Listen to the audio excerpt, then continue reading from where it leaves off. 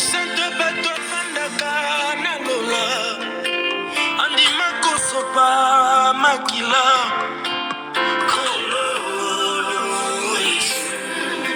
kumama na yo atalisanga nzela ya bomoi apesanga bolingo ya banguna na ngai kumama na yo omonaki moto esengeli asala na voka oyaki yosopi makila na yo okoma voka na ngai yasu pembeni ya papa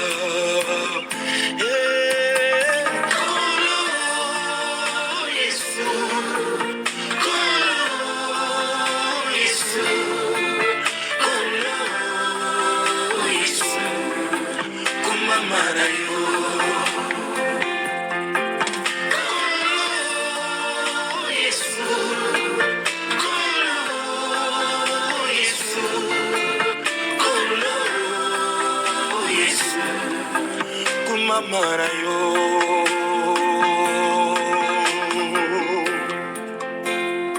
nzamba sangisi bonzame na ye na moto eboti bikambo yango na nga nabikaka lisusu to libota ezali kobika e nakoma kobika oyo nzamba aloba mpo na ngai nakoma kobika oyo nzamba kata mpo na ngai kumisama na yo mosimbi ya likolo pese mokolo moko te likolo ekolemba elobe te nazokita na nga na se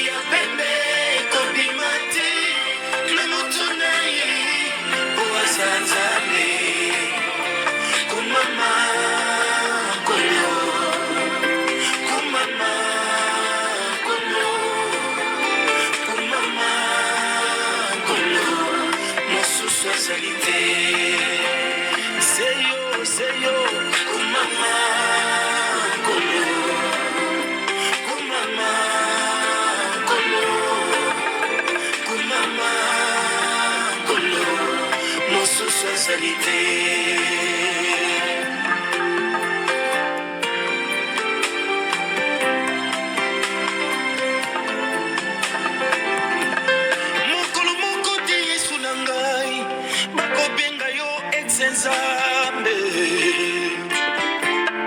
keti na yo seko na seko okosedi yango te baya moto yaya namona bato kofuta mbongo mpo bafote bango bakoma bapresident ata barenouvele mandat na descence en présidence ezalaka te kasi oyo yo bokonzi ezanga ebandeli ezanga suka nalolama nde kosala te belekse kosala te mpo yozali nzambe na baboyi soki ya pembe kobima te na moto na yo kumama kolo kumama kolo kumama kolo mosusu ezali te nasomona bato koboma na bamboka mpona kowela bokonzi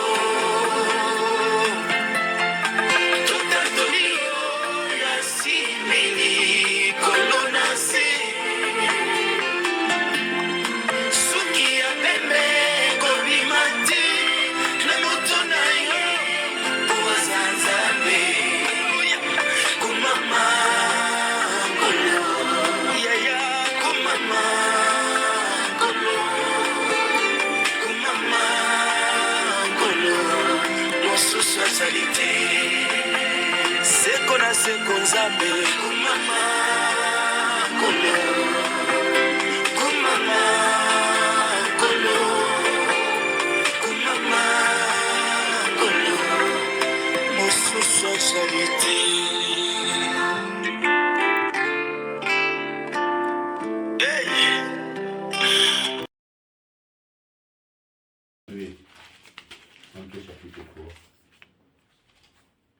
Lis-nous à partir du verset 18 jusqu'au verset 21. Christ aussi a souffert une fois pour les péchés, lui juste pour des injustes, afin de nous amener à Dieu, et a été mis à mort car à la chair,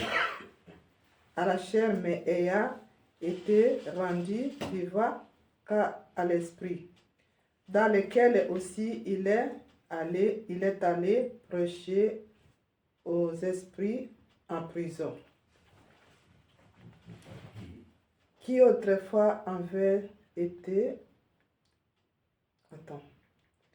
incrédules lorsque la patience de Dieu se prolongeait au jour de Noé.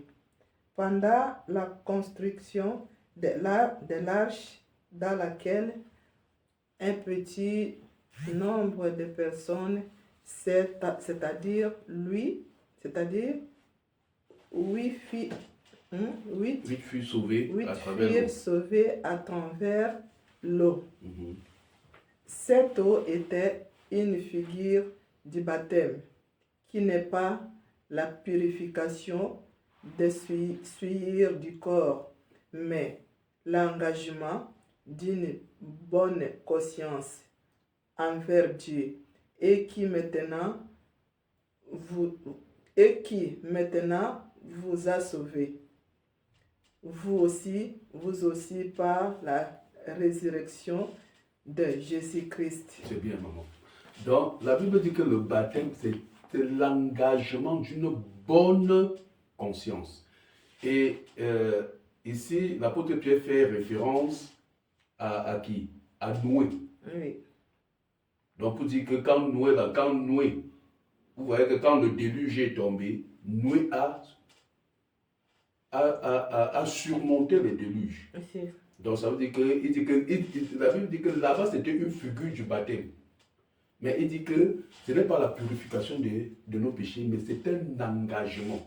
Puisque quand on parle de l'engagement, quand vous venez en Christ, vous connaissez l'engagement que vous avez pris. Puisque nous sommes certains que Christ, ce n'est pas comme les gens prêchent que Christ seulement c'est le bonheur. Non, venez à Jésus, vous serez mariés. Quand on dit venez à Jésus, vous serez mariés, toutes les femmes qui ne sont pas mariées partent à l'église. Parce qu'ils s'attendent qu'ils auront un mari. Donc ça veut dire que c'est comme si Dieu distribuait les maris. Non, Dieu, ce n'est pas un Dieu qui distribue les maris. Non, venez à l'église, vous serez la tête, vous ne serez pas la queue. Dieu, ce n'est pas un Dieu qui distribue l'argent. D'accord?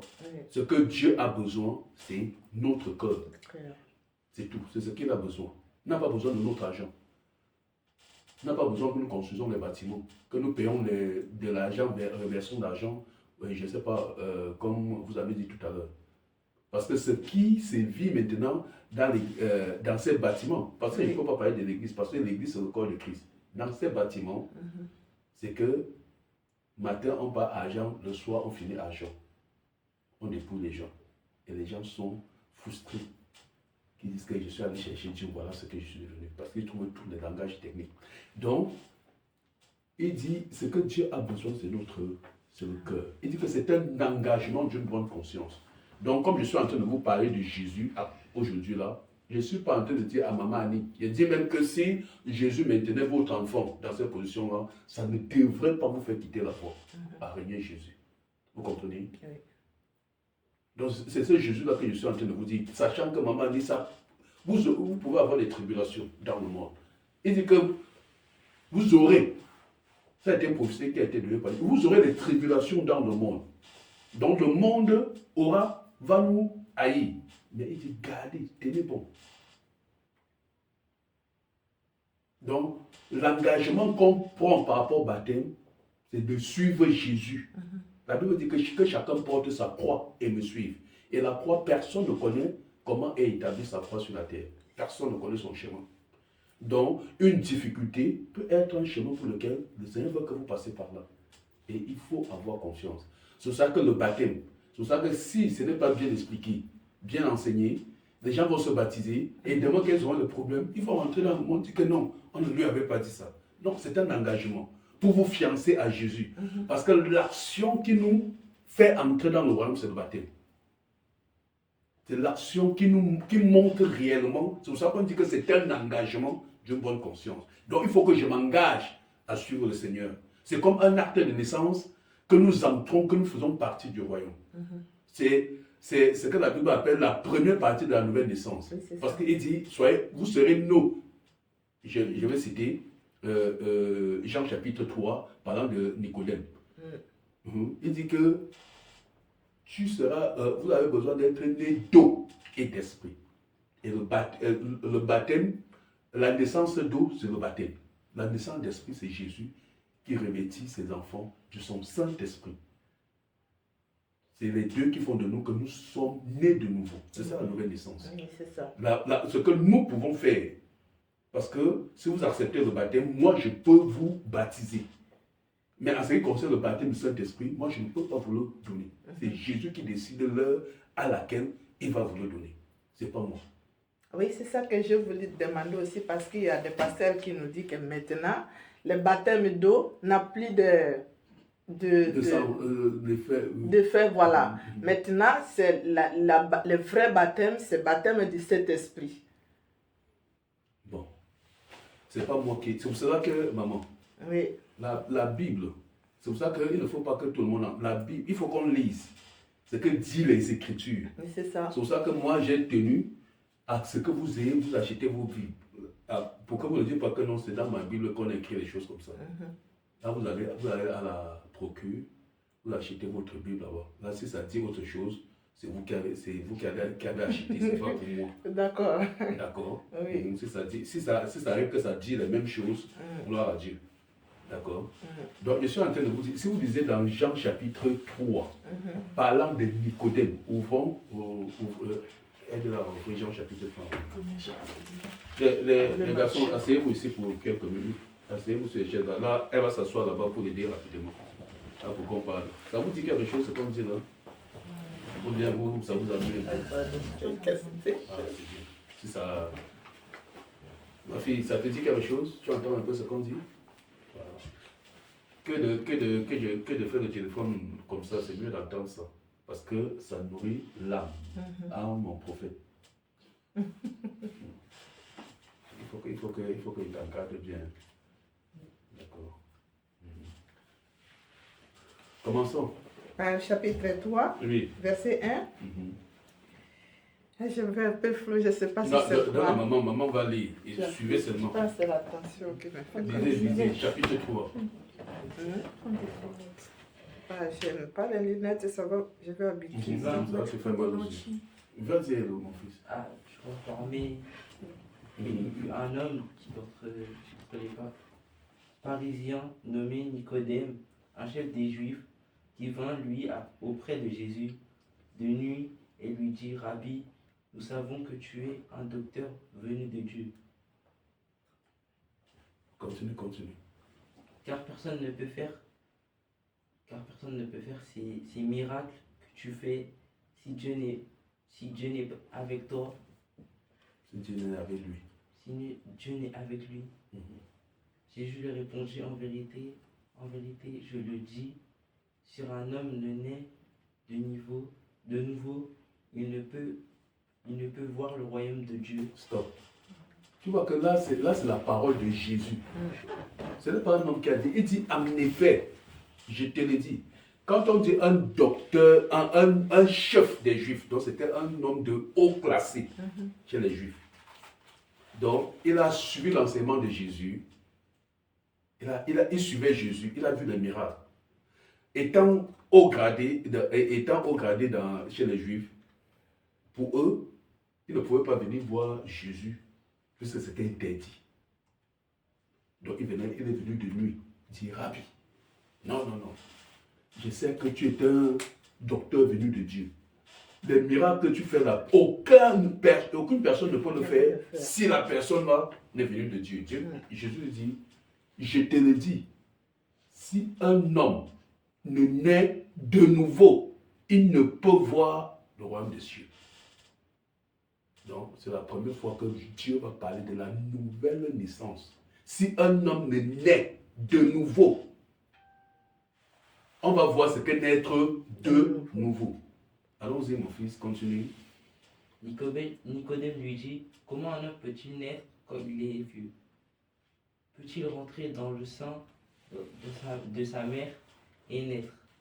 J'ai répondu, en vérité, je te le dis, si un homme ne naît d'eau et d'esprit, il ne peut entrer dans le royaume de Dieu. Point. Si un homme ne naît d'eau et d'esprit, il ne peut. Donc il a dit, il va falloir que vous naissiez de nouveau. Et il explique, si un homme ne naît d'eau et d'esprit, d'accord? Oui. Si un homme ne naît d'eau, donc il faut la naissance d'eau et d'esprit pour qu'on parle de nouvelle naissance. Vous comprenez ce que je veux dire? C'est ce que je veux dire. Enfin, je vois que c'est... Je n'ai même pas besoin d'expliquer. D'accord? Continue. Ce qui est né de chair et de la chair est chair, et ce qui est né d'esprit est esprit. Continue. Ne t'étonne pas que je t'ai dit, il faut que vous naissiez de nouveau. Le vent souffle où il veut. C'est bon. Donc il dit ce qui est chair est chair. D'accord? Quand il parle de la chair, c'est nous. Il parle de la nouvelle naissance. Si vous lisez dans le livre, au premier chapitre, l'apôtre Jean va commencer à dire quelque chose. Au commencement était la parole. La parole était avec Dieu et la parole était Dieu. Allons-y, Jean chapitre 1. Au commencement était la parole et la parole était avec Dieu et la parole était Dieu. Elle était au commencement avec Dieu. Toutes choses ont été faites par elle, et rien de ce qui a été fait n'a été fait sans elle. Continue jusqu'à ce que je te dise d'arrêter. En elle était la vie, et la vie était la lumière des hommes. La lumière, lui, dans les ténèbres, et les ténèbres ne l'ont point reçu. Arrête-toi. On dit qu'au commencement était la parole. La parole était avec Dieu, et la parole était Dieu. Et il dit que cette parole-là était la vie. Donc, en la parole, il y avait la vie. Donc, l'évangile, c'est ce qu'on disait à l'introduction, l'évangile qu'on prêche, c'est la vie. Ça permet aux gens d'entrer dans le royaume de Dieu. L'évangile, là, en elle était la vie. Et la vie est venue chez les siens. Allons-y. Continue, mon fils, que ça te bénisse. Il eut un homme envoyé de Dieu, son nom était Jean. Il vint pour servir de témoin, pour rendre témoignage à la lumière, afin que tous crussent par lui. Il n'était pas la lumière, mais il parut pour rendre témoignage à la lumière. Cette lumière était la véritable lumière que, en venant dans le monde éclaire tout homme. Vous croyez? C'est comme je vous disais tout à l'heure. Donc Jésus, c'est la véritable lumière. Donc quand il est venu dans le monde, l'objectif de Jésus, c'est d'éclairer tout. Donc il n'y a personne qui peut venir à Jésus et qui n'est pas éclairé. C'est pour ça qu'on parle d'un engagement. Parce que quand on prend l'engagement, c'est que je prie l'initiative que Jésus va venir. Donc je m'engage à ce que la lumière de Jésus m'éclaire. C'est un peu ça le baptême. Donc c'est parce que c'est un chemin que tu as, c'est un engagement que tu prends pour aller quelque part. Et l'engagement, c'est que Jésus doit t'éclairer. Donc je décide que la lumière de Dieu va m'éclairer. Donc je ne vais plus marcher par rapport à mes pensées. Donc maintenant, j'ai décidé que c'est la parole, puisque on a dit au commencement était la parole, et la parole était la lumière, était la vie. Donc je me dis que du moment que je prends l'engagement de me baptiser, ça veut dire que j'ai pris conscience que je suis soumis à la parole de l'Éternel. Donc maintenant, je me soumets.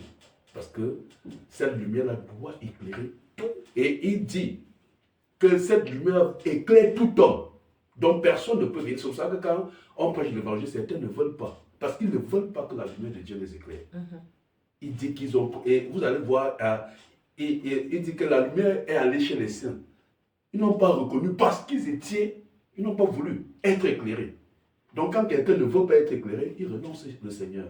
Mais si tu veux être éclairé, vraiment marcher avec le Seigneur, tu te soumets à la lumière.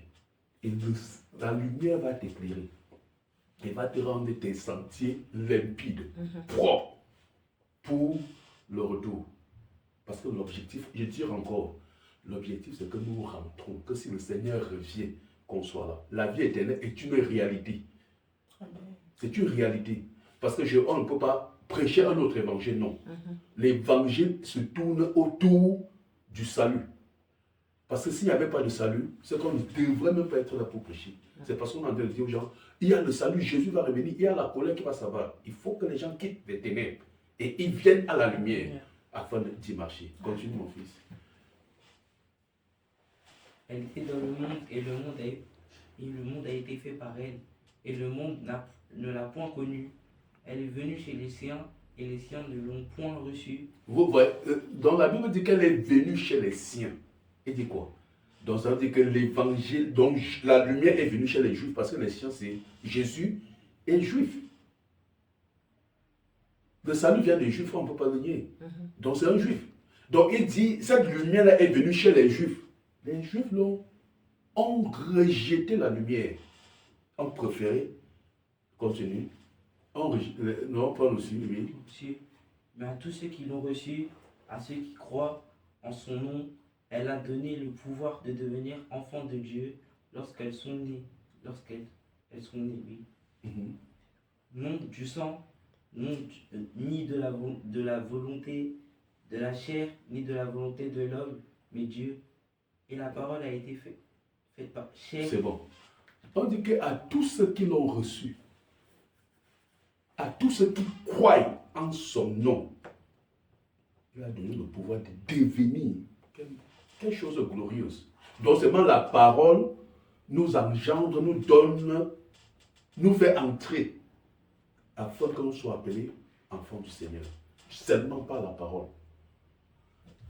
Dans l'ancienne alliance, il fallait faire toute forme de sacrifice.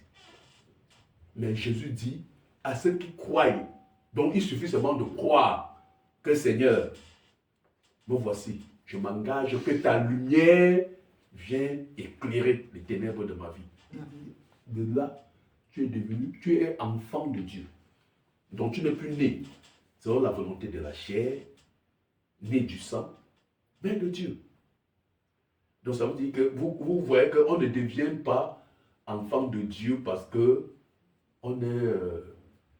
ma mère est chrétienne, je suis chrétien, non. Là c'est une naissance de la chair. D'accord? Comme Josias ne peut pas vous dire que non. Il est chrétien parce que sa mère est chrétienne. Non. Tu seras chrétien parce que tu as pris l'engagement. Demain, quand tu seras majeur, là tu vas prendre ton engagement si tu veux sur le Seigneur ou pas. Aujourd'hui, ta mère va prendre son engagement. Donc le salut est individuel et personnel. Vous comprenez? Donc ce n'est pas parce que je suis né dans une famille chrétienne que c'est ce qui se passe. Tu demandes à quelqu'un, tu es chrétien? Non, parce que mon père était chrétien, non. On devient. Donc par une action qu'on a fait par le baptême, par un engagement qu'on s'est lié. On dit que non, aujourd'hui là, vraiment, vu ma vie, j'ai décidé, j'ai pris l'engagement que je vais me soumettre à la volonté. C'est ça croire. C'est pour ça que je voulais donner un thème. C'est quoi croire à Jésus? Croire, ce n'est pas seulement dire que non, je reconnais que Jésus-Christ est sauveur.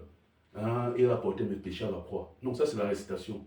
Croire, c'est que j'ai pris l'engagement que Jésus je suis un enfant, Jésus maintenant va éclairer ma vie, c'est ça. Ça veut dire que quand tu vas marcher demain, s'il y a quelque chose qui te dit que ça c'est le péché, tu dois quitter. Parce que l'objectif c'est de t'éclairer. Il dit que non, je ne veux plus que tu fasses telle chose. Tu dois quitter cette voie. Parce que tu es soumis maintenant à la volonté de Dieu. Si tu veux plaire à celui qui t'a envoyé, c'est lui qui veut que ta vie soit meilleure. Parce que ce qui est certain, c'est que personne ne connaît même pas ce qui est bon pour lui. Personne. Il y a des choses que tu fais, tu crois que c'est bon pour toi, mais demain tu te rends compte que ça t'a apporté beaucoup plus de problèmes. Mais Dieu qui voit plus loin peut te demander que non, là-bas je ne veux pas que tu parles. Et tu dois quitter. D'accord. Ouvre Matthieu chapitre 3. Matthieu. Que le Seigneur vous bénisse. Donc, l'engagement, et on va voir ce que c'est que le... Je suis en train de venir pour dire exactement c'est quoi le baptême. Pour que nous définissions le baptême dans la Bible et voir comment ça a été fait. Comment nos frères ont fait. Matthieu chapitre 3, lis à partir du verset 10.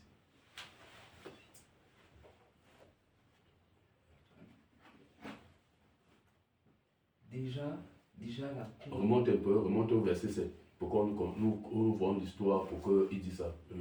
Mais voyant venir à son baptême beaucoup de pharisiens et de sadducéens, il leur dit, race de vipères qui vous a appris à fuir la colère à venir. Oui. afin la colère à venir. Produisez donc du fruit digne de la repentance et ne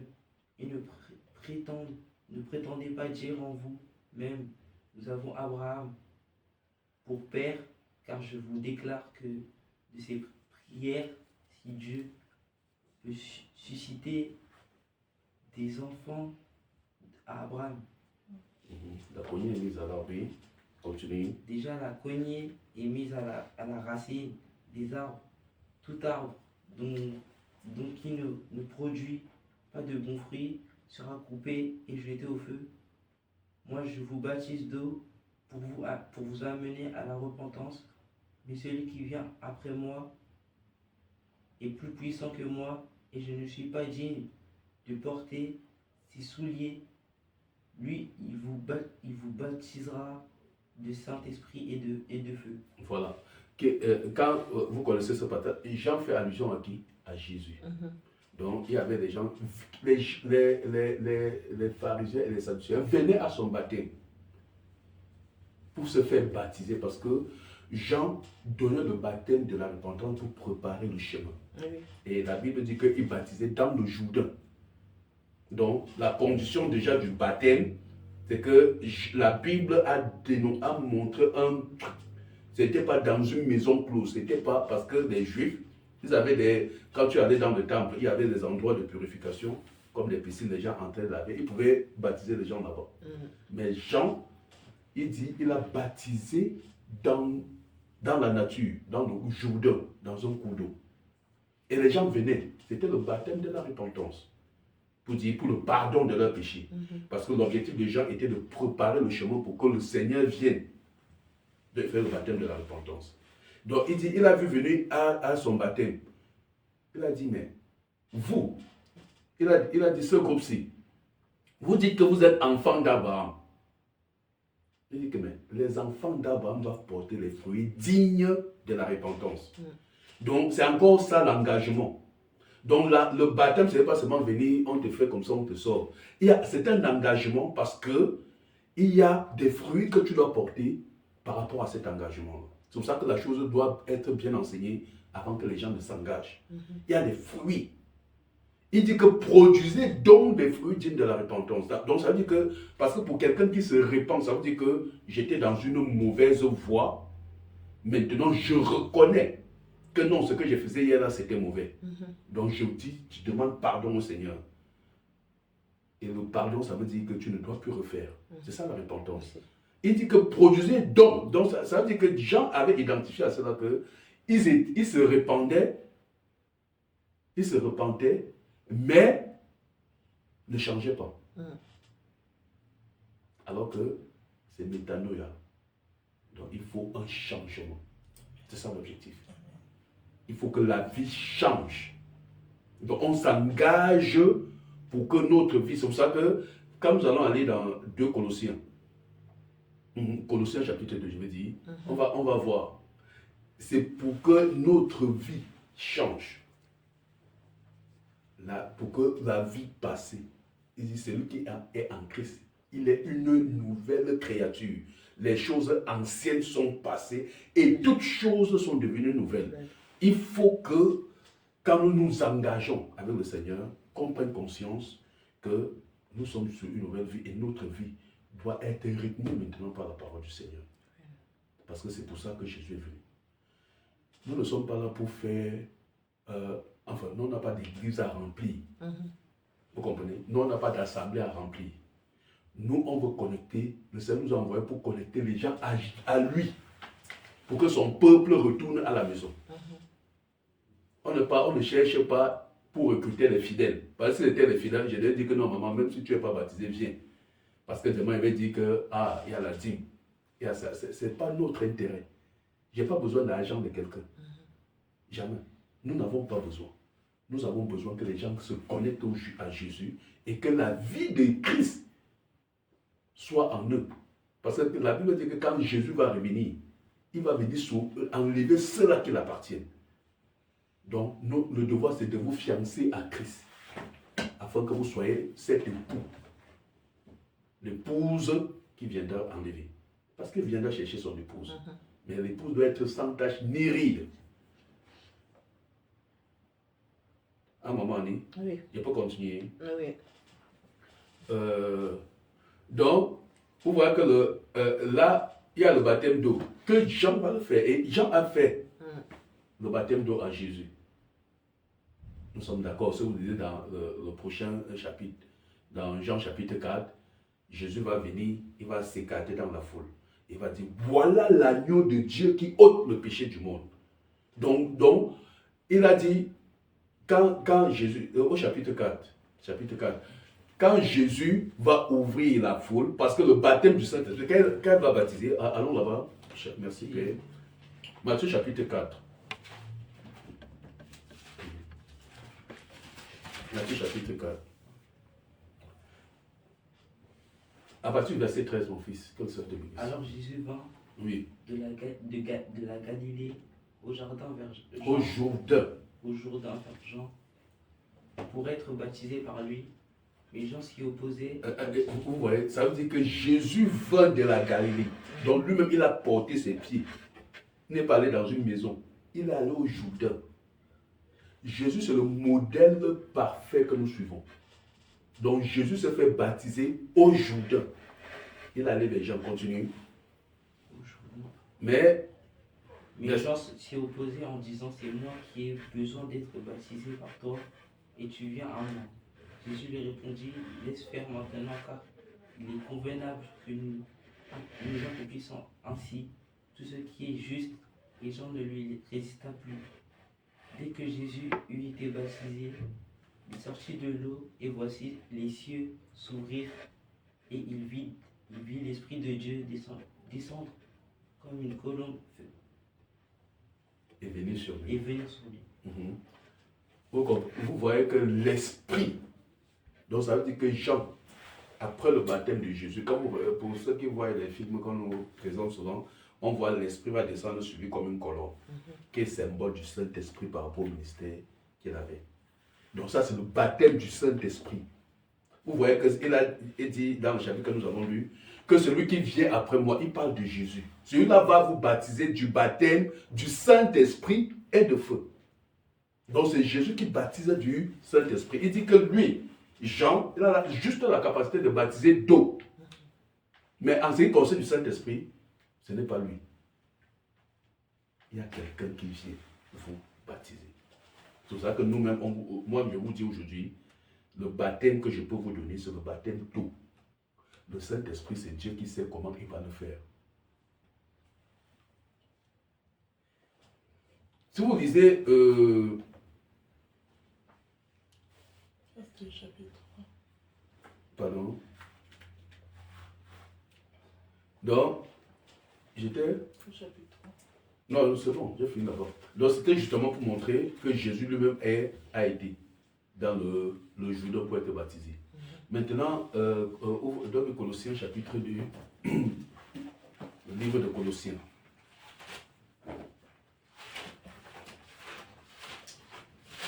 Colossiens chapitre 2, à partir du verset 10.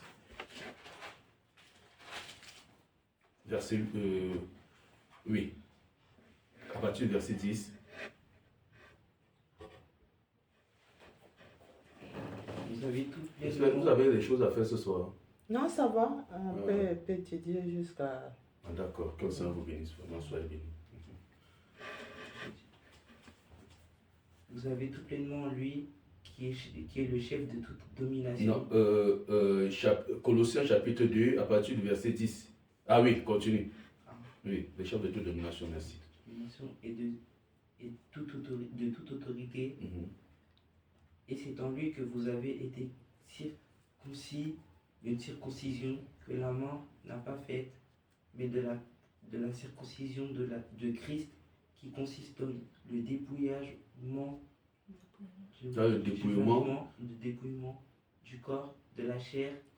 Je vais un peu parler ici. Vous voyez, il dit ici, il dit, vous avez tout pleinement en lui, qui est le chef de toute domination et de toute autorité. Et c'est en lui que vous avez été circoncis d'une circoncision que la main n'a pas faite, mais la circoncision de Christ. Donc la circoncision de Christ, c'est cet engagement. Parce que l'engagement, c'est que tu as pris conscience, il y a quelque chose qui s'est passé, tu as dit non. Ah, peut-être ma vie tient là, il faut que je mette de l'ordre dans ma vie.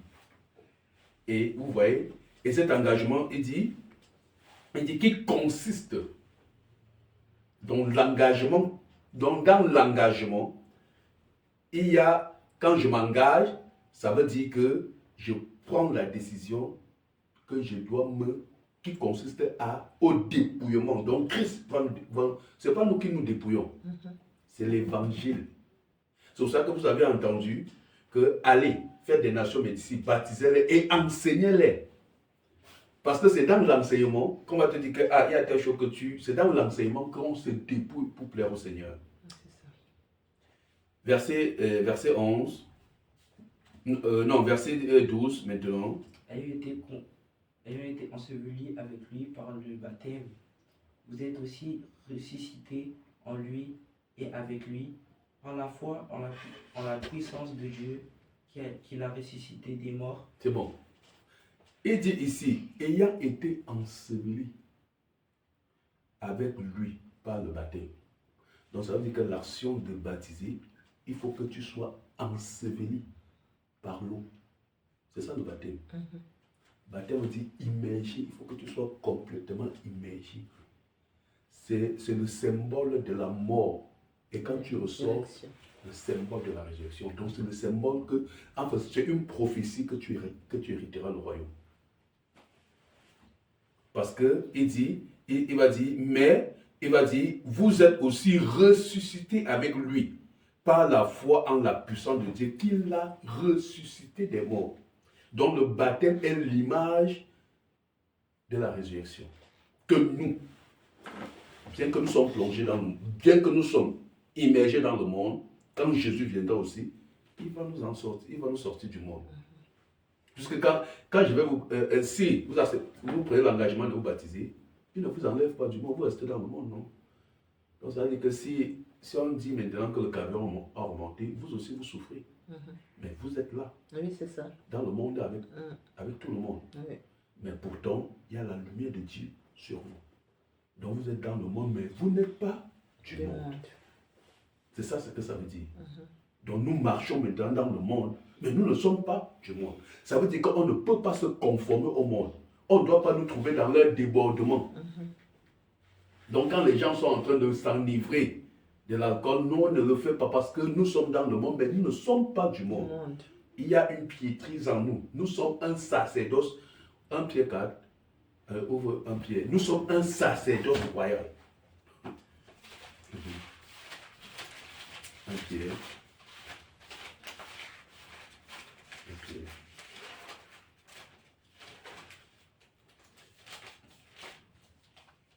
Un Pierre chapitre 2, ma soeur. verset 9. 1 Pierre chapitre 2, verset 9. Il dit, qu'est-ce que nous sommes? Écoutez bien ce que nous sommes en Christ. Vous, Il dit, frères, vous êtes une race élue, un sacerdoce un sacerdoce royal. royal, une nation sainte, un peuple acquis, afin que Vous annonciez annonciez les vertus de celui qui vous a appelé des ténèbres à son admirable lumière. Vous comprenez? Donc Dieu nous a appelés où? Des ténèbres. Donc nous étions ténèbres avant que Christ ne vienne. Maintenant, quand il va nous sortir des ténèbres, il va nous amener dans sa lumière. Nous avons vu que la lumière, c'est sa parole. C'est sa parole qui va nous éclairer. Mais déjà, il dit que vous, au contraire, vous êtes une race élue. Donc pas l'élection. Donc nous sommes élus. C'est pour ça que quand nous nous engageons, c'est une preuve de l'élection que nous avons C'est ça. de Christ. Il dit un sacerdoce royal. Donc quelque chose d'important, un sacerdoce, c'est-à-dire quelque chose sur lequel Dieu porte son regard. Une nation sainte. Donc ça veut dire qu'il nous déclare saints. Du moment que nous confessons nos péchés. C'est ce qui est merveilleux avec l'évangile. Donc, du moment que nous partons, nous nous engageons, cet engagement d'une bonne conscience, Dieu dit que nous sommes saints. Donc ça veut dire que nos péchés sont pardonnés. Même s'il y a eu quoi dans le passé, Dieu a effacé. C'est merveilleux. Hier, moi j'étais fumeur, buveur. Mais celui qui va, peut-être quand j'étais fumeur, buveur, là, les gens disaient qu'il va aller en enfer. Mais ils ne savaient pas le plan que Dieu avait pour moi. Ils ne savaient pas que Dieu devait me transformer. Vous comprenez? C'est la grâce de Dieu. J'ai fumé. Ah, les enfants. Donc, c'est pour cela que le témoignage de votre fils, ça ne m'influence pas. Parce que moi-même, j'étais aussi hier comme ça. Dans la cigarette, dans l'alcool, dans la débauche. Mais le Seigneur m'a accordé la grâce. C'est pour ça que je peux parler de lui. Donc, la situation elle ne m'inquiète pas. Parce qu'avec Jésus, nous sommes plus que vainqueurs. Nous sommes vainqueurs avec Jésus. Vous comprenez? Avec Jésus, rien ne peut nous arriver. En tant que, vous voyez, il dit que nous sommes une nation, nous sommes un sacerdoce. Donc c'est quelque chose qui est important pour lui. Pour Dieu, nous sommes importants. Vous comprenez, maman? Nous sommes l'important, le regard que Dieu a sur cette maison actuellement, que je suis en train de vous parler. Vous ne pouvez pas savoir. S'ils ouvrent vos yeux pour que vous savez la grâce que vous avez d'entendre les choses, ces paroles-ci, qui donnent la vie éternelle.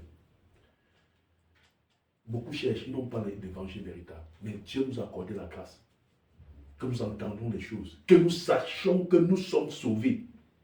Que quand on marche dans le monde, là, on sait que nous appartenons. Nous partons de la piétrise de Dieu. De quelque chose qui est important pour le Seigneur. Il est venu donner sa vie pour nous. En sacrifice, au prix de sa vie. Qui pouvait le faire? Personne. Il a porté nos souffrances, nos péchés à la croix de Golgotha et nous a donné la vie. Et il dit, ceux qui croient cette vie-là, c'est pour ça que l'apôtre Jean pouvait dire, nous vous annonçons la vie éternelle qui était en lui. C'est cette vie éternelle que je vous annonce. Que vous croyez en Jésus, vous prenez l'engagement, la vie éternelle entre dans votre temps. Vous recevez la vie éternelle, pas demain, aujourd'hui. C'est ça la puissance de l'évangile. Il dit, une nation saine. Donc Dieu nous déclare saint. Un peuple acquis. C'est grave. Donc nous sommes acquis. Mais nous vivons sur la terre. Ce n'est pas comme les autres qui disent que non, je vais passer au purgatoire. Mais ce sont des histoires. Un peuple acquis, que Dieu s'est acquis. Il dit, et l'objectif de ça c'est quoi? Il nous laisse sur terre pour que nous annoncions les vertus. Donc nous allons annoncer la puissance de Dieu. Nous allons annoncer la vie de Dieu. Comme le monde est dans la perdition, le monde est dans l'alcool, dans la débauche, nous allons dire au monde que il y a des enfants du Seigneur qui peuvent vivre dans le monde sans la vie de débauche, dans la droiture, dans la simplicité, dans l'amour. Dieu nous regarde. Et c'est ça. C'est cet évangile-là. Que quand les gens nous regardent, que quand on va regarder maman Annie demain, on dit que c'est pas elle que voilà là. Non. Elle a changé de vie. sa vie maintenant glorifie le Seigneur, est glorifiée. Elle annonce les vertus de Dieu par sa vie. Merci beaucoup, pasteur, pour cette parole. Vraiment, ça m'a touché. Alléluia. Et j'ai quelque chose à vous dire. Oui, dis-moi. Je pense que quand j'ai rencontré mon copain, qu'on a avec lui maintenant, lui, il boit, il fume. Et il cherche le moyen de se débarrasser, mais il n'arrive pas.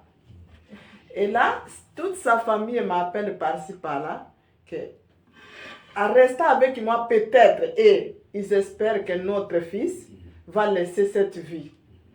Mais peut-être que Dieu, il a permis que vous soyez là peut-être pour lui raconter aussi, pour peut-être l'enseigner aussi la parole. Alléluia. Ça sera vraiment... Je suis un témoignage, moi j'étais un buveur. Voilà, c'est ça. Un ancien, délivré par Jésus. C'est ça. Vous savez, quand je vois les fumeurs, je ne les en veux pas.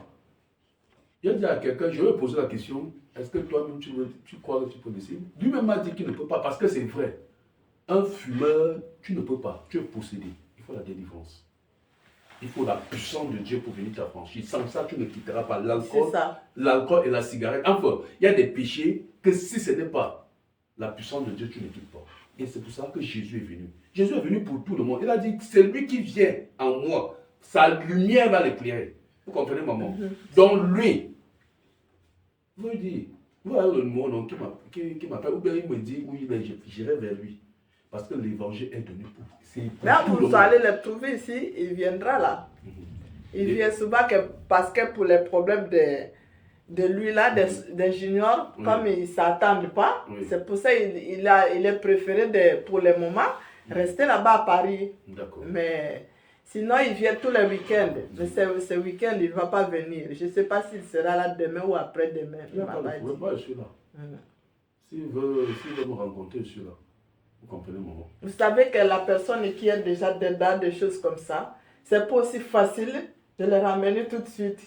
Il faut au fur et à mesure. Vous savez, je vais vous dire quelque chose. Ouais. Maman. Nous ne parlons pas par nous-mêmes. Dieu est tout puissant. Vous comprenez? Oui. Dieu est tout puissant. On va prendre, quand on va continuer, je vais vous montrer. Dieu est tout puissant. Quand le Seigneur, quand le temps de Dieu est accompli pour un homme, il écoute l'évangile comme ça. Moi, pour fumer, on m'a pas. Personne ne m'a prêché. Hein. On m'a dit que non, il faut. Moi-même, je savais. Quand le Seigneur a cogné à ma porte un jour, la première chose que j'ai demandé au Seigneur, Seigneur, je vais arrêter de fumer. Si tu es réellement Jésus que j'entends parler là, il faut que je ne fume plus. Et il m'a dit, tu ne fumeras plus. Et jusqu'aujourd'hui, je n'ai plus jamais fumé. Je n'ai pas allé, je n'ai pas commencé que non, je vais fumer je vais évoluer dans les étapes. Non. C'était instantané. Donc Dieu, la puissance de Dieu que nous servons, Dieu est capable de toucher un cœur et le cœur se... Donc on te dit que cette personne, c'est ça la nouvelle naissance. Donc les gens m'ont dit que mais c'est pas le gars qui fumait avec nous ici. Il ne fume. Vous savez, moi j'étais dans une maison. On fumait vous l'appelez le bédo. Hein? Bon, pas vous. Donc, on fumait. Des histoires de PlayStation, on passait le temps à jouer, à boire des alcools, tout. Quand le Seigneur m'a touché, la première chose, je me dis au Seigneur, même les frères que je suis allé voir m'ont dit que non, il faut quitter la maison, là, c'est un endroit de débauche. Le Seigneur m'a dit, toi, tu ne quittes pas. Tu vas leur montrer que je suis le Seigneur. Donc, il fallait que j'annonce les vertus de Christ. Donc, être au milieu d'eux. Leur montrer que Dieu peut t'enlever. Et que tu vois la chose, ça ne t'intéresse plus. C'est ça. Vous comprenez? C'est pour ça que cet enfant-ci, si ce n'est pas Dieu qui enlève ça, il va toujours partir. C'est pour ça que notre devoir, c'est que de vous ramener déjà dans la bonne posture. Pour quand vous vous inclinez là, quand le Seigneur jette les regards pour vous, vos prières montent. Vous comprenez? Vos prières montent. Parce que quand le Seigneur va toucher son cœur, vous-même vous serez étonné. C'est lui qui va vous dire que, tu vas même lui dire de sortir, il va dire qu'il ne sort pas. Mais il faut que c'est le Seigneur qui touche. Vous comprenez? Et c'est dans ce moment. Et je me rappelle une chose. Il avait 8 ans, je crois. Lui là qui n'écoute plus aujourd'hui. Il avait 8 ans. David, tu te souviens, quand vous partez à Rissorangis, c'est pour jouer le foot. Oui. Voilà. Ils jouaient le foot quand ils étaient petits à Rissorangis. Je me souviens de cette journée. Je pense que je l'avais noté quelque part, mais je ne sais plus où est ce carnet. Et il y avait vraiment une voix incroyable. Et là, je vois Flavio arrêter. Il faut l'appeler Junior. Junior, il était arrêté au stade, comme ça. Mais les gens, ils étaient en train de jouer. Il était arrêté quelques minutes. Moi, je n'ai pas compris. Et il a commencé à courir. Du coup, quand ils ont fini tu lui as posé la question. le foot, je ne l'ai pas posé la question. Lui-même, il est venu vers moi. Il m'a dit, maman, j'ai vu un truc bizarre. J'ai dit, c'est quoi? Il a dit, quand j'étais en train de courir, je vois une lumière taper sur mon visage. Et j'ai entendu une voix qui m'a dit, Flavio, tu dois protéger tes frères. Et c'est parti, ça a disparu. À 8 ans. À 8 ans, voilà. Il m'a dit ça. Et ce jour-là, il avait peur, même à la maison, que cette voix puisse le parler. Tout le temps, il était en train d'avoir peur. Il prenait ses frères et sa sœur. Il n'est pas comme ça. Il pensait que cette voix va le suivre partout. Où est la grâce qui est dans votre maison? Où est la grâce qui est dans votre maison? C'est ça que sa situation, c'était pour que le Seigneur entre dans votre maison et restaure votre maison. Vous comprenez ça? Où est la grâce qui est sur lui? C'est pour ça que ça ne me fait pas peur. Parce que moi, je connais. Vous comprenez? C'est la grâce qui est sur lui. Donc c'est lui qui doit protéger ses frères. Donc il a une grâce exceptionnelle. Donc pour nous, est-ce que le Seigneur nous restaure, vous restaure d'abord? D'accord? Oui. Nous allons prier pour qu'il entende la voix là.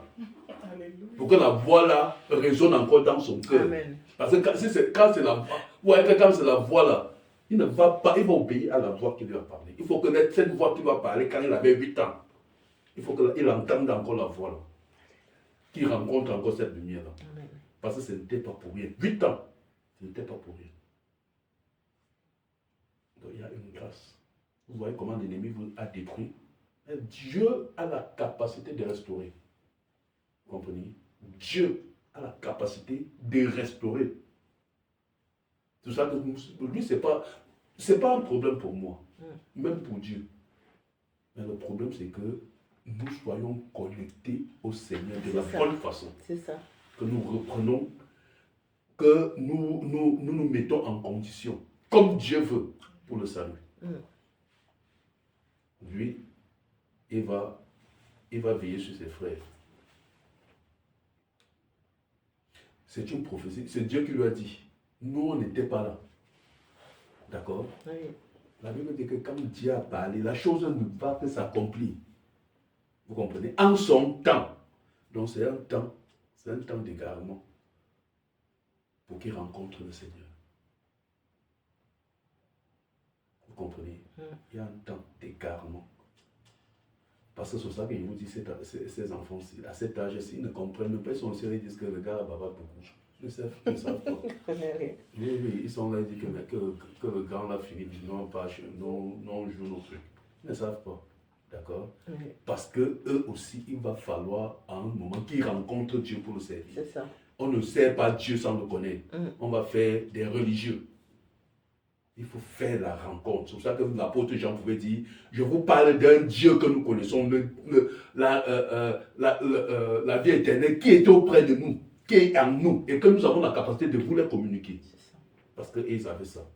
Et ils pouvaient communiquer. Vous comprenez? On peut évoluer maintenant sur le baptême.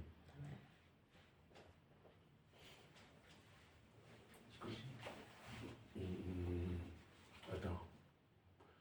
Ouvre Actes des Apôtres. Actes des Apôtres, chapitre 2.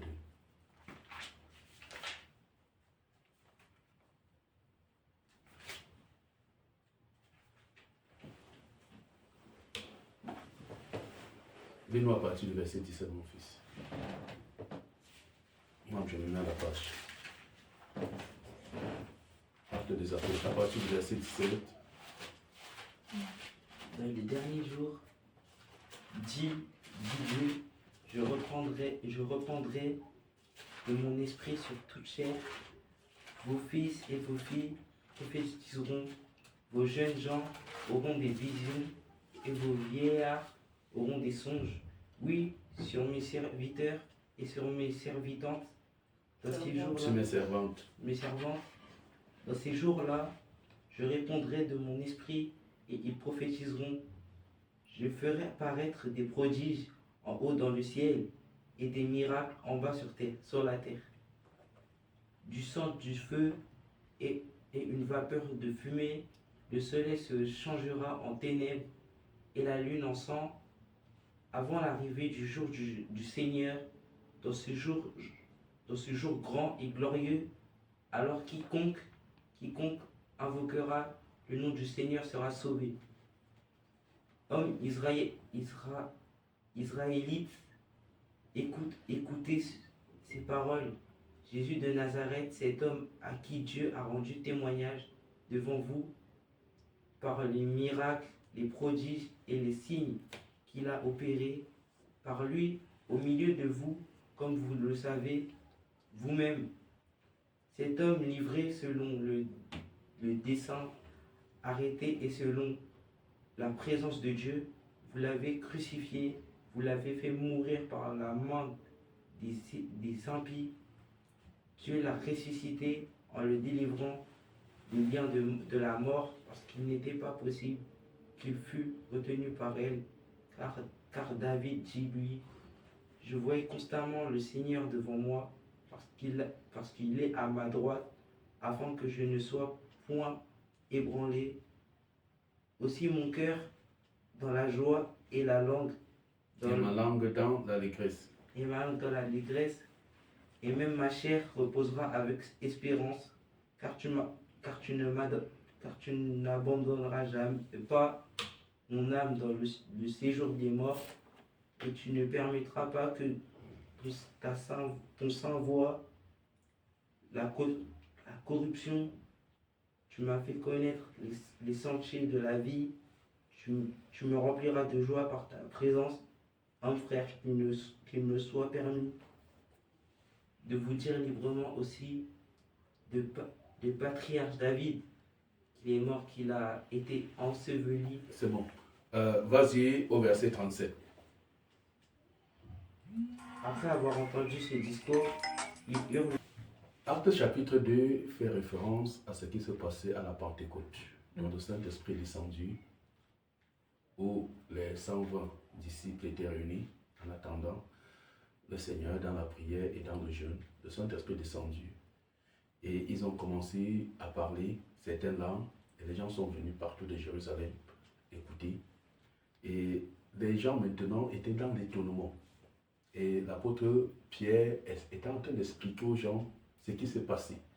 Il disait que, attention, il y avait la prophétie de Joël, Joël chapitre 2, 28, qui disait que dans les derniers temps, le Seigneur devrait répandre son esprit. Parce que ce qui est sur Jésus est mort.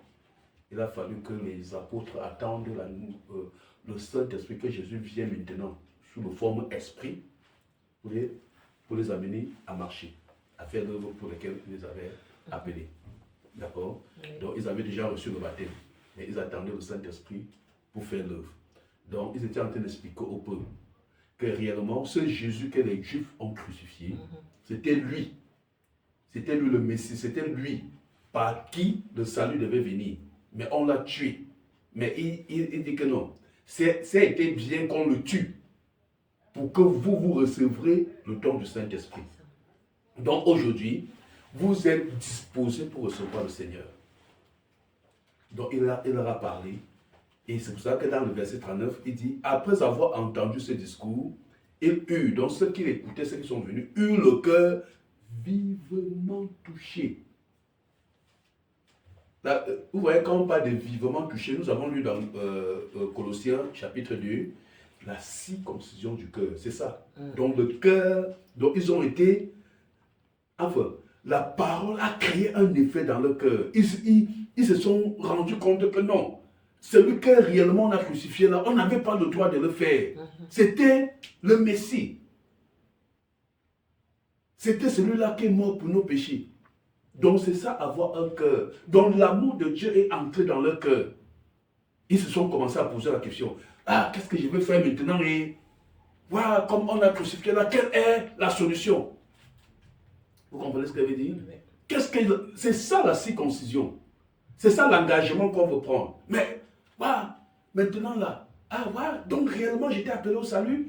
Donc réellement, quand je marchais dans ma vie là, est-ce que ça veut dire que tout ce que j'ai fait là, c'est à cause de moi que Jésus est mort? Ah, vous voyez, le cœur est touché. Et les gens se posent la question, qu'est-ce que je dois faire pour... Quelle est la solution? Parce qu'ils se sont rendus compte que leur vie était menacée. Leur destinée était menacée. Il fallait maintenant une solution. Ils ont posé, mais est-ce qu'il y a encore quelque chose à faire? C'est comme quelqu'un qu'on veut tuer. On dit que, mais, quelles sont ses dernières volontés? Il dit que, mais, qu'est-ce qu'on va leur faire? Puisque Jésus est mort à cause de nous. Parce que celui qui marche dans le péché est en train de crucifier de nouveau Jésus. Est en train de régner. Donc quand on dit que les gens renient, ce n'est pas le dire non, non, non, je ne crois pas en Jésus. Non, non, non. Tu peux dire oui, je crois en Jésus, mais par tes actes, tu montres que tu ne renies pas tes actes. Donc ceux-ci se sont persuadés qu'ils ont tué Jésus. Pas qu'ils ont crucifié, ils disent non. Ceux qui l'ont même crucifié là, ce n'est pas eux qui ont vraiment commis du tort. Le plus gros tort. Non, nous aussi, par nos vies, on l'a crucifié. C'est pour ça que quand ils sont tous là. Il dit, après avoir entendu ce discours, il eut le cœur vivement touché. Et il dit à Pierre et aux autres apôtres, oh frère, que ferons-nous? Donc ils sont en train de dire, est-ce qu'il y a une solution? Qu'est-ce qu'on peut encore faire? Est-ce qu'il y a quelque chose qu'on peut faire pour résoudre ce problème? Pierre va dire que, ah mes frères, mais vous n'avez pas perdu. Parce que l'œuvre de la croix a été une solution pour vous connecter à Dieu. Il dit comment alors? Il dit, Pierre leur dit, 1, repentez-vous. C'est quoi la repentance? Donc ça veut dire que tu leur dis, pardon Seigneur pour ma vie.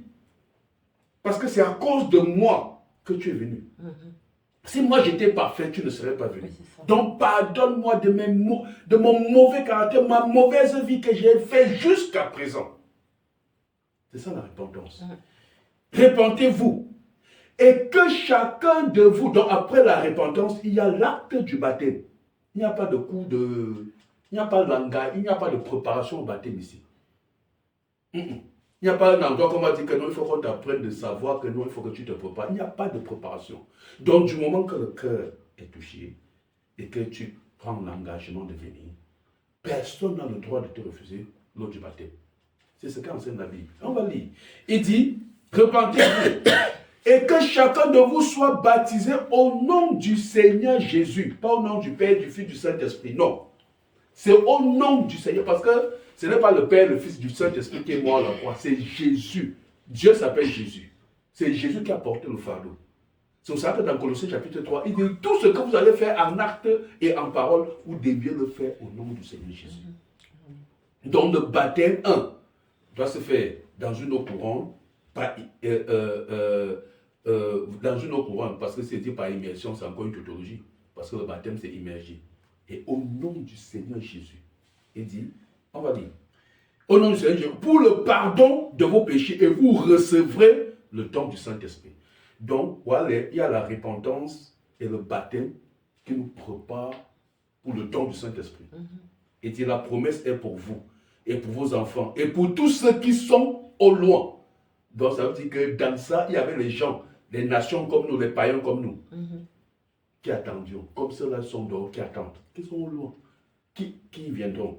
Et, et en aussi grand nombre que le Seigneur, notre Dieu, les appellera.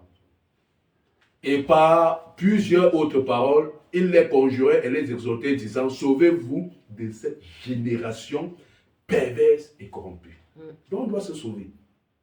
Donc nous ne nous conformons pas au monde. On doit se sauver. L'évangile doit nous arracher du monde. Et que nous annonçons les vertus de Christ par la vie qu'il nous a communiquée. Ceux qui acceptaient, donc la Bible est claire, on ne force pas quelqu'un. La Bible dit que ceux qui acceptaient, donc si on dit ceux qui acceptaient, ça veut dire qu'il y a ceux qui ont dit que, ah, vous les alléluia là, allez-y avec vous, nous on n'est pas dedans. Il y a toujours, les gens disent que non, non, vous êtes fous. Donc on ne veut pas. Donc ça veut dire que, on dit, ceux qui acceptaient sa parole furent baptisés. Et en ce jour-là, le nombre des disciples surmonta d'environ 3000. Donc ça veut dire que ce jour-là, il y a eu 3000 personnes qui ont accepté. Donc imagine la foule qui était là. Parce que c'était une grande fête, la fête de la Pentecôte à Jérusalem. C'est une fête qui réunissait tous les Juifs. Donc ça veut dire que les Juifs sont venus. Et il y a eu 3000. Donc ça veut dire que les disciples ont baptisé jusqu'à être fatigués. 3000 personnes au nom du Seigneur Jésus. Et la Bible dit que c'était, il dit, surmontant le 3000, ils persévéraient dans l'enseignement des apôtres, dans la communion fraternelle. On dit ici, le verset 47, louant Dieu et trouver grâce au Père de tout le peuple. Et le Seigneur ajoutait chaque jour à l'église. Le Seigneur ajoutait à l'église ceux qui étaient sauvés. On n'ajoutait pas les païens, on n'ajoutait pas les religieux. On ajoutait ceux qui étaient sauvés. C'est quand même terrible. Donc quelqu'un s'est baptisé. Donc ça veut dire qu'il y a eu quelque chose qui se produit dans le cœur. Parce que la Bible dit que personne ne peut venir à Jésus si c'est le Père qui ne l'attire. Et celui que le Père attire, il donne toujours la vie éternelle. Donc il faut que quelque chose soit produit dans le cœur pour que Jésus entre. Parce que tant qu'il n'entre pas, tu fais pour toi. Si Jésus n'est pas entré, tu vas venir 2 jours, 3 jours, tu vas dire que alléluia, Allah dérange. Qu'est-ce qui m'a... Peut-être ce jour-là, le frère, là, même, il a mis les remèdes dans mes yeux, je m'ai accepté pour rien. Tu vas retourner dans tes vomissures. Mais quand le cœur est réellement touché, ça veut dire, même si je ne viens pas, toi, tu vas dire, tu vas continuer parce que c'est Dieu qui est en train de faire. Même si je ne viens plus ici, tu seras connecté parce qu'il est entré. C'est pour ça qu'il faut que Dieu entre. Parce que si Dieu entre, ce n'est pas moi que tu vas commencer à dire que le frère est où pour que je prie. Non. Même si je ne suis pas là, tu vas prier. Parce que tu vois, Dieu, c'est pour ça qu'on dit, nous sommes là pour vous connecter au Seigneur. Comprenez? La Bible dit que ce sont les sauvés. C'est pour ça que l'apôtre Jean pouvait dire que la vie éternelle, là, il pouvait communiquer la vie éternelle aux autres. Donc là, ceux-ci ont la vie éternelle. Parce qu'ils ont cru de la bonne façon. Dieu est entré dans leur cœur. Et le salut leur a été accordé. Donc maintenant, ils pouvaient annoncer la piétrise de Dieu. Je vais prendre 2 autres versets. Actes chapitre 8. Actes chapitre 8. Actes chapitre 8. Je vais lire pour qu'on... J'espère que vous n'êtes pas fatigué, non? C'est bon. Je peux encore continuer un peu. Je vois déjà que peut-être vous êtes déjà fatigué, n'est-ce pas? Je dis que tonton en bavarde beaucoup. Acte chapitre 8. Acte chapitre 8.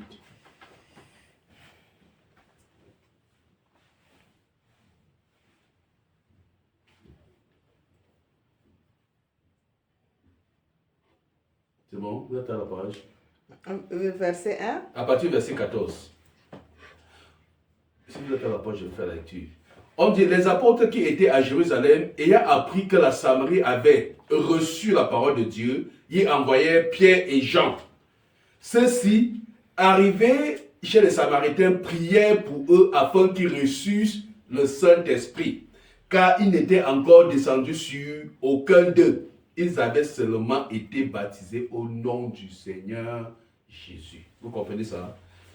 C'est justement pour nous dire que le baptême, c'est au nom du Seigneur Jésus. Et dans une eau courante. La scène qui est ici, la scène que j'attends. Oui. C'est là-bas que le Père me baptise. Ah, d'accord. Oui, moi, je n'ai pas de problème. Si vous voulez prendre l'engagement avec le Seigneur, moi je suis prêt. C'est ça?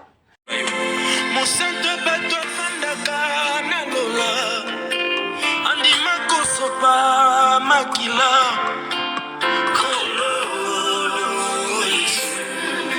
kumama na yo atalisanga nzela ya bomoi apesanga bolingo ya banguna na ngai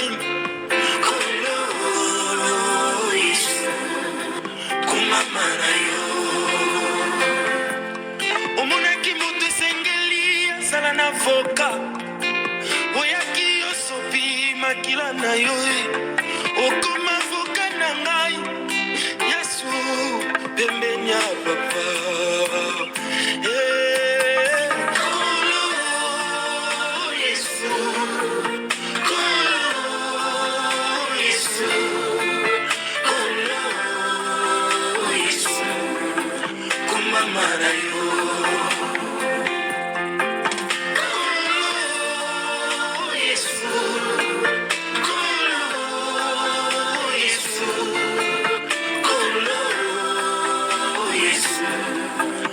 mama na yo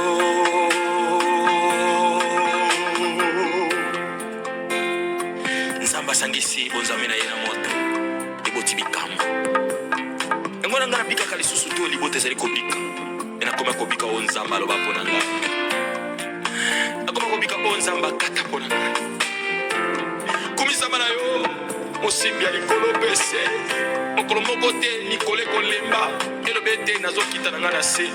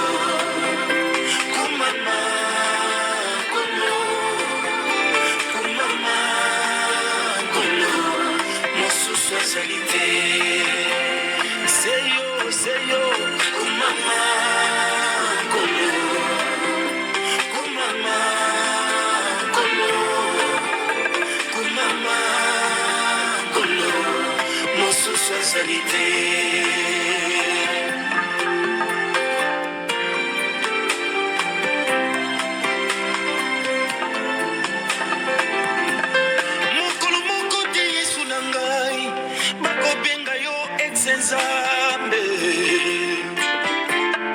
kiti na yo seko na seko okosedi yango te baya moto yaya namona bato kofuta mbongo mpo bafote bango bakoma bapresident